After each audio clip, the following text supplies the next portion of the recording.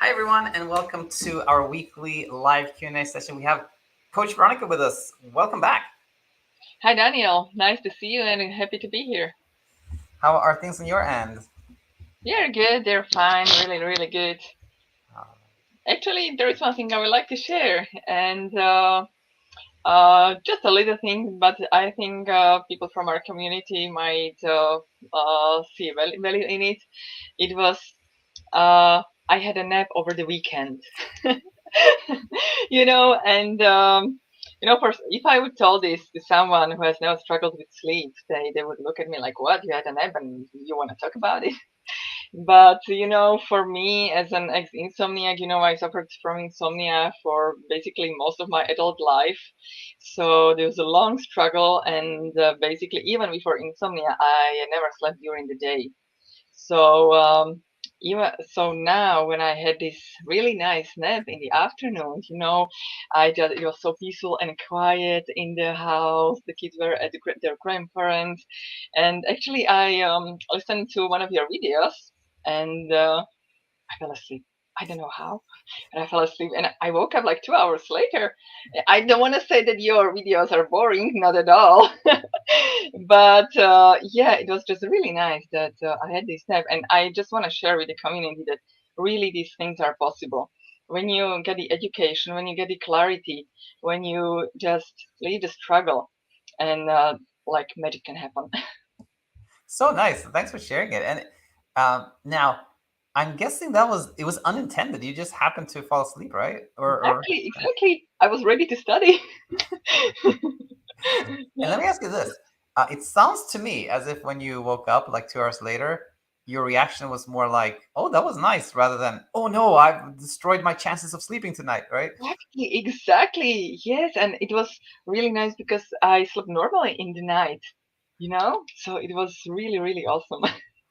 Which is super nice to hear for the reasons you pointed out more than anything else. But I also wanted to sneak in the one about like, when I started this channel, I used to think more that sleep drive was kind of like it's pretty important, but I'm really thinking that sleep drive is it's a real thing, but it really doesn't matter, which just shows like you would think that if you sleep 2 hours for a nap, you would like not sleep at all at night, but Exactly. it's not what matters. It's Yeah, it's not what matters truly. yeah, exactly. Wow. Wow, that's a nice start. Let us jump in here. We have some questions already. So Mhm. we look at some questions from Peace, who is with us. Peace says, "Hello, coaches. Hope you're doing very well. Lately, I'm sleeping well, and I've begun to understand the meaning of letting go and efforts to sleep, which is nice. Nice to hear that. But in the same time, I have sensations of hyperarousal, hyperventilation, palpitations once in bed. Very, very annoying and sticky. How can I meet this? I know it's my brain sending me signals to protect me, but once in bed, it begins. How can I let this pass?" What do you say when you hear this, Veronica? So I'm really glad to hear, Peace, that you are sleeping well, that you are feeling well. And actually, these sensations are really, really common, and they are part of hyperarousal, part of anxiety. They are nothing strange or unusual.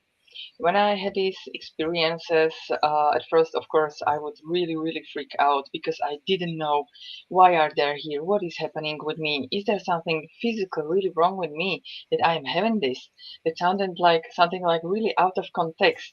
I now I want to sneak in one of your teachings, which is called out of context, which means that if you were really like in this intense basketball game when you are like running and chasing this ball and trying to score, and you are really, really, really excited. You have all the same palpitations, heavy breathing.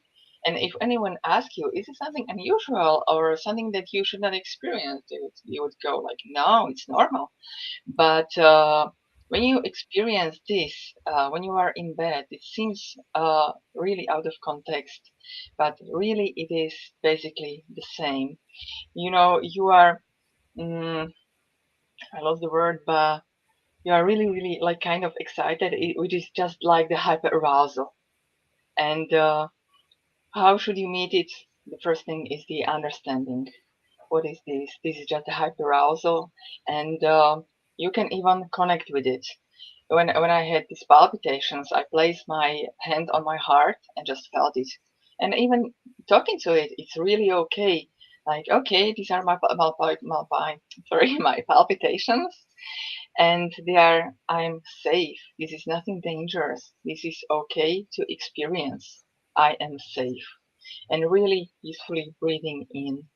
And eventually, sooner or later, they will pass because they are nothing like they want to stick with us forever. We should not expect that they will pass soon, because when we set expectation, then it may take longer to pass for them. Yeah. Very, very nicely said. And thanks for sharing that analogy. And, I have very little to add except that I think a piece, sort of is in a place where they understand this, but then the question is like, how can I let it pass? Well, I would say like, it's something like, how did you go from saying, like, we say, go back to the first one, I've begun to understand the meaning of let it go, and I'm sleeping well. And if somebody says like, how did you get to that place? Like, how do you get from a place where you're struggling intensely to sleeping well? It's the same. It's the same that will lead you kind of like the last step, if you will. And how exactly that happens is a little mysterious, but oftentimes it's just like connecting with it, knowing that we're safe. All this like automatically leads to where we want to be. So yeah, I think you already have the answer. Piece. Nice to hear from you. Now let's look at this one. This is Libby, who's also been checking in several Wednesday with us, and Libby's saying, I'm struggling with being frustrated with my brain, that it hasn't completely let go of fear yet. I know it takes time, but I'm just ready to be on the other side of the struggle once and for all. Given that I know how much better I feel when I'm well rested, I'm just ready to feel that good every day instead of continuing to run into speed bumps. All right, so to me, it's like two elements. This one is like I'm struggling with being frustrated, and then this is like I know how good it feels when I'm sleeping and well rested, and that's a part of this too. But yeah, well, what are your thoughts when you hear this, Veronica? I totally understand, and it is like Coach Alina. She says that insomnia recovery has a really long tail of recovery. It can take really, really long time until we feel like we have completely let go of struggle, like we completely are on the other side. And there is still some residual fear. It can stay like really, really, it's very sticky. And the more frustrated you will feel about this, the more stickier it stays. So, Libby, I would advise you, if you can see this as your new normal, because when we see things as new normal, we just kind of get used to them. It's okay for us. We don't fight against it. We don't try to change it. And when all this settles, we can move to another new normal. So what do you think, Daniel? Yeah, no, that's very nicely said. It's like when we think like it's a common question, like, is this my new normal, and when are things going to change? And it's on one hand we can say that no, it isn't a new normal, because things always change, and with the understanding that Libby has, things get easier. But if we think of it as like, well, this is my new normal for now, then we're automatically not trying to achieve anything and get away from anything, and things settle down very nicely. And I always like when I hear the word frustrated, it always invites me to think about like what is, if you go onto Google or something and say like definition of frustration, it will say something like frustration is when we are kind of upset because we couldn't achieve something. Mm-hmm. And then that leads us to like, okay, what was I trying to achieve? Well, it's probably like either sleep or like peace of mind, feeling calm. And then we can go like, who can achieve that willfully? None of us, no human being. So when we're frustrated, to me, it's just another way of us being like criticizing ourselves, being like, why can't you get this? What's wrong with you? And things of that nature, which is like this invitation to be kinder and gentler to ourselves. Yeah. One thing I really thought about. And then there was another one, which was this one comes up a lot too, which is like when somebody says, but I feel so much better when I slept, and I feel terrible when I don't sleep. So how can I not, want that all the time? And to me, this leads to like this teaching around, like if you take a random person and you keep them up, like let's say all night, Mhm. and ask them how they feel the following day, that person will probably say, I feel quite tired and sleepy. But what that person will not say is, I feel like my world is ending. Like, this is terrible. I'm so full of anxiety. I don't know what to do.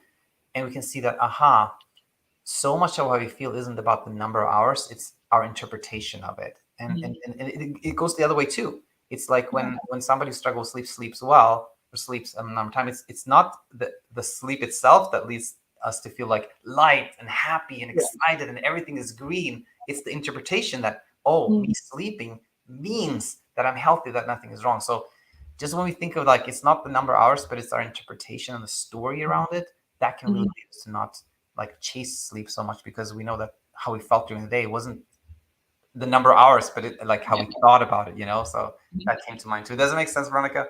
Yeah, absolutely. That's what I wanted to share also. It's like even when people sleep this certain amount of hours, they don't feel the same every day. We have ups, we have downs. There is something in the air that we don't feel not feel well. So there is always there is a reason, or there is a there is something we can attribute. We are not feeling well for something, for some particular reason, and it's not always Absolutely. sleep. Absolutely. And even the like, sometimes I use this example of like when we feel depressed, when we are like hypo-aroused, we often Hmm. sleep like 10, 12 hours a day, but we don't Hmm. feel well during the day at all. We Hmm. feel really heavy. Um, all right, let's jump to the next one. This is Tom Tom, who's here and says, "Hey coaches, I've been using earplugs since my insomnia started. I feel that is the last sleep effort left. I tried sleeping without it a couple of days ago, but I was very sensitive to every sound. I'm also using a noise machine, which is the only sleep aid that I accept using, since I was using that before my insomnia started." Yeah, that's a common and nice question here. What do you think when you hear this, Veronica? Well, I was using the earplugs myself, and okay, I have to say at some point they helped me, like because when I was too sensitive, I just like shut off from the world around, and the sleep came easier. But this is not something only unique for insomniac people. This is only random people. You can take anyone is using the earplugs, and what I wanted to say about is it's really normal when we have been actually talking about this also last time. It is this reaction change. When we change something that is like a normal, common change, then our reaction might be that our brain is monitoring. Our brain is like, okay, what does it feel like to sleep without earplugs? Is it safe or is it not so safe? We better should send some hyper-arousal and keep some little bit not sleeping so well. So I think it is the change reaction, and if you just don't react to it, if you don't pay attention to it, it will pass. So if you would be just keeping sleeping without them for several days, and you will not pay so much attention or listening, like what can I hear, what I don't hear, then you will get used to it again, like not sleeping without them. Yeah, it was exactly what I was thinking too. And oftentimes, like, there's this like one word there that I paid attention to, which was try. Like, I tried sleeping without it, and whenever we hear that word, like I tried doing this, we know that there was like this monitoring already, even before we did Exactly. something. So Yeah. well said. Okay. And by the way, one more thing I want to add is like, with this sleep efforts, is that when we feel pressure to get off them, like, oh, I have to stop this now, that can be a little tricky. But if Thomas says like, well, I'm using earplugs and a noise machine, and actually that's my new normal, like we just talked about, that's my new Yeah. normal, no pressure, things can often be a little easier to change actually. All right, Filthy Rich is here, always using all caps, which is looking cool. Says, hello coaches, Daniel, I just finished Set It and Forget It. I will be starting this as Natto today. Nice, thanks for the support. My sleep has improved, but I still have many bad nights. Sometimes still learning, and thank you for all your help. I don't think there was a question here. Just sharing this, and that's super nice. I'm super glad you're here and learning, and thanks for And sharing. maybe Yeah, if I yes, if Veronika. I may comment on this, like I think Filthy Rich is really troubled with still bad nights, but if you could just reframe these bad nights as an opportunity, because the bad nights are really opportunity for us to learn how we approach a sleepless night, how we can approach our hyper-arousal, our really like our palpitations, our thoughts, because when we sleep well, we it is nice, but we don't learn anything. And after sleeping like really well, we don't say that I'm not afraid of sleepless nights. But when we get this chance in a sleepless night that we approach it differently, when we reframe it as an opportunity that I have a chance to practice my sitting with emotions, my thought work, then it is completely different experience.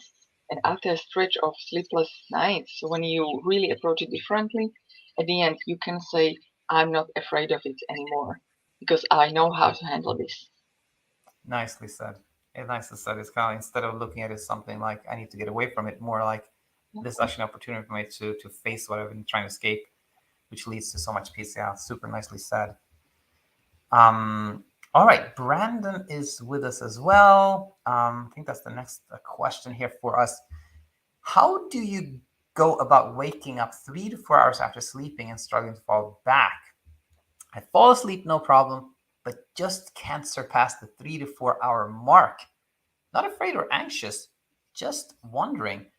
Also, anytime I lay down in a bed, I get this slight sensation in my chest of like energy or nerves, not having anxious thoughts, but it's just like my body knows when I'm in bed. Two observations there. Well, I can go first, so you get the Well, time to like reflect or whatnot. Take it a little easier, Veronica. So when I hear this one about the 3 to 4 hour mark, I think about this teaching we have around like Swiss awakenings, and mhm, it's basically when we wake up the same time every night, or we wake up after the same amount of time night after night. And what I always like to share here is that uh, I think almost all of us has had this type of experience, but in a mhm, different context, which is when um, we have an alarm set for, let's say, 7 o'clock every morning, and we find ourselves actually waking up every day before the alarm. We wake up like mhm, routinely at 6:30 or 6:45 or something like that. And this just goes to show that our circadian rhythm, our internal body clock, can be like trained, mhm, to wake up kind of in anticipating something, etc. So this can happen because it's trained by an alarm clock, or it's trained by kind of like a random event. Let's say, Brandon, you woke up, uh, 3 to 4 hours after you fell asleep one time, and then kind of took note of this, like, oh, it's 3 to 4 hours after I fell asleep. Okay, I'm not anxious, but I took note of that. And then the body's sort of like entraining itself, like, oh, something happens. There's some kind of emotional reaction 3 to 4 hours after we fall asleep. Let's check on that, something like that. So it can become its own self-fulfilling kind of mhm, pattern. But I think the fact that you're not particularly emotion, you're not actually, there's just a little bit of curiosity, not so much of a strong emotional reaction. That's really helpful, because when there's not much of a strong reaction and you just wake up and you're like, oh, I woke up again after 3 to 4 hours, okay, this is the typical Swiss awakening, and then we fall back asleep and it fades out. And then finally, my classical like rhetorical question is, how do you know it was 3 to 4 hours after you fell asleep, right? How do you know? Which is exactly. an invitation to maybe like not check, which also helps so much. But how about you? Maybe you can do the second one here, Veronica. Like Brandon says that not so much, says not anxious thoughts, but when I go to bed, there's a little bit of this. My body seems to know when I'm in bed. A little bit of a slight sensation, energy, nerves, etc. Any comments on that one? There are so many things going on. Let's see, there are so many things running on the subconscious level. I'm sorry, I can hear an echo. Sorry. And Can you hear me? Yeah. Okay, sorry, because I can hear echo here. I'm sorry. Yeah, so there are so many things there on the subconscious level running uh, when we are for so long in fight or flight, when we experience insomnia for such a long time, and this is really normal. Can you just kind of like define this sensation, this energy? Is how do you feel? Because again, it's nothing dangerous. It's still a very safe experience. Just the meaning that we attribute to this experience makes it unique and which makes it more sticky. So just being okay with it is just the way to go. I think so too. Very well said. And you pointed out that these experiences they really come from some thought we have, but we often are not aware of it, which can make it seem mysterious. But when you think like, okay, I just have some kind of subconscious thought, a little worry there, but then there's no struggle really. Now, how are we in time? I think we can do one or two more here. And the next one was Rebecca, who said, I would love to hear some more insight on acceptance. It is so hard for me after nights I've slept poorly. I understand it better after a good night's sleep, but when I'm just sleep deprived, I just tend to panic. The acceptance idea just feels abstract. So maybe I'm looking for more creative or concrete advice. Okay, very nice question. Yeah, what do you think when you hear this, Veronica? Yeah, it's really hard to accept something we don't like, something that is unpleasant, and something are really that we really don't like the experiences of this sentence. And but when we think about it, uh, the emotions are like signals. They are not good emotions or bad emotions. The emotions are here to tell us that something is going on with us, something is going on in our brain, in ourselves. And it's really this acceptance is about hearing the signal, listening to what is trying to tell us. Although they are deeply unpleasant, what we need to do is to listen to it. Again, as I said, placing our hand on our heart or just whatever way it is good for you. Important to say acceptance we practice acceptance because it really is practice. It's not something that we do start tonight. It will pass. It can take months of practicing acceptance. So really a journey. It's not something that happens overnight. I know. I know. Like I'm Sorry, Veronica, but apparently they're saying that there's a lot of echo. I think whatever you did before was maybe better. oh, I think that was better. Yeah, yeah. Okay. I don't know because I heard it before. So, we'll see. but You can tell us if there's more echo or less echo now. But okay. sorry, I interrupted you. But yeah, Yeah, I just wanted to share that we would like this one piece of information that will help us to get to accept, to really find this acceptance, to be okay with feeling so down, with feeling so depressed and anxious. But unfortunately, there is not. It really is about practice and implementing all the ideas and tools that we have. And when we feel really down the next day, it's maybe also about detective work, like when we sometime in the past when we had a sleepless night, can we find something that we have achieved or managed next day that we felt pleasant despite of a lack of sleep? And anytime we feel down, we can recollect this memory. So I don't know what you think, yeah, Daniel. that could be. That's really nice. And what you already said this, but I'll say it kind of in a different way, which is what I think people can be confused about is when they hear the concept of acceptance is that, oh, you're telling me that I have to be like accepting that I may have insomnia forever, or accepting that things will never get better, or even like some people say, oh, you're telling me I have to be totally fine with not sleeping at all, or totally fine with feeling terrible. And neither of those are true. Like, none of us can accept that we will have a struggle forever. That's just not human. None of us are totally fine with not sleeping or having a terrible day. No. I think it's much more like you said, Veronika, that to me, acceptance is about being okay with, again, the signals, the communications, being okay with the thoughts that are coming up in our mind, the emotions. We can be okay with those. And acceptance to me means anything that isn't trying to stop it is okay.